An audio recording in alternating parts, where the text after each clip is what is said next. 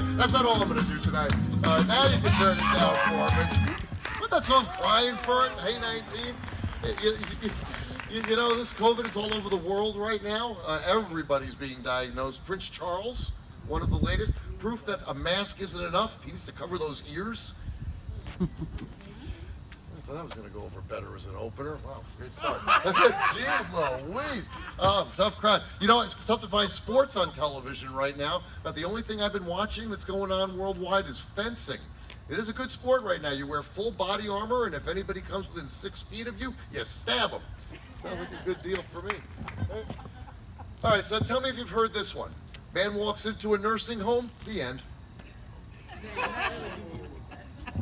You were right, that was going to get the groan. She told me at home it was going to get the groan. My name is Ythan Lax. It's a pretty simple name, L-A-X, 3 letters. You wouldn't think there'd be that much trouble with it, but I've been teased about it a lot over the years. I am, however, getting the last laugh now. Since my divorce, my former wife, of course, is now an ex-Lax. Now, you know, anybody know the 3-letter code for Los Angeles Airport? LAX, that's right. I've never been there, but 17 pieces of my luggage have been rotating around that carousel for about 30 years. Round and round and round. I have also your token Jewish comic of the evening. Any other Jews in the audience? Woo!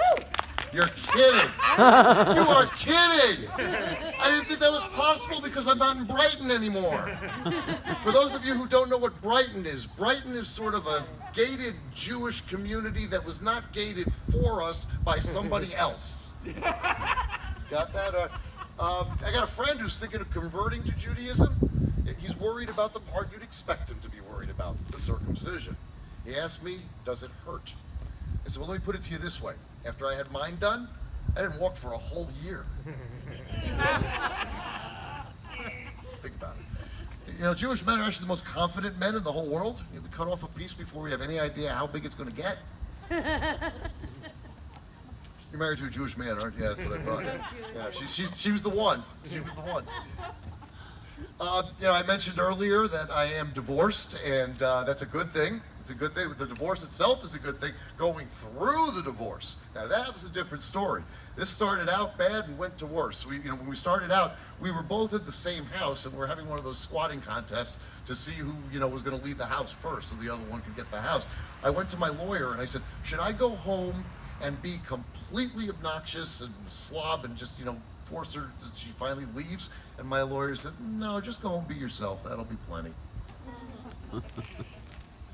The process of dividing all of your property, oh, that's fun. Have you ever go through that?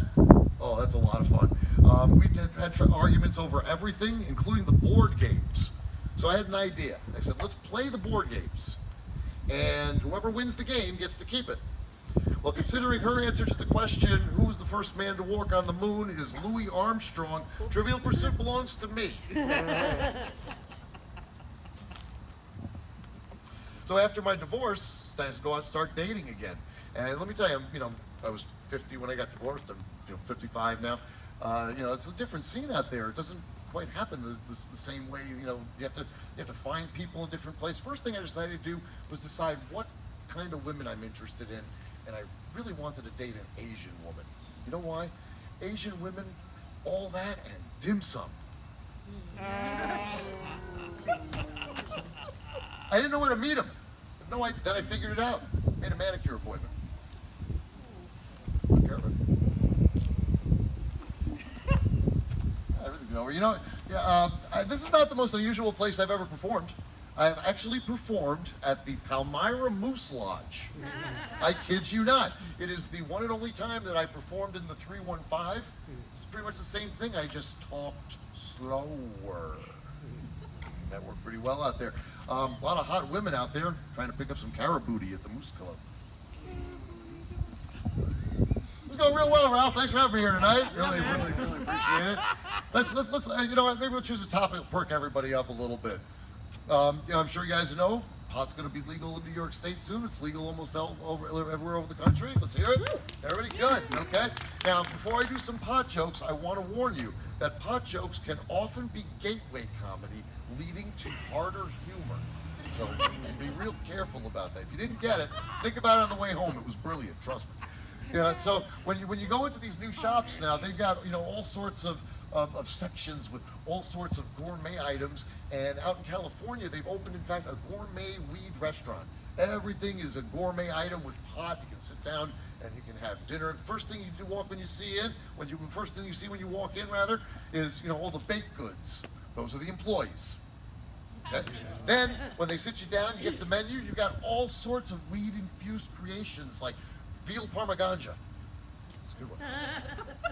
Weidner schnitzel. It's great. But you got to be careful when you eat meat from these places, because it's usually burned on the outside and raw on the inside, because that's what happens when you cook meat at 420.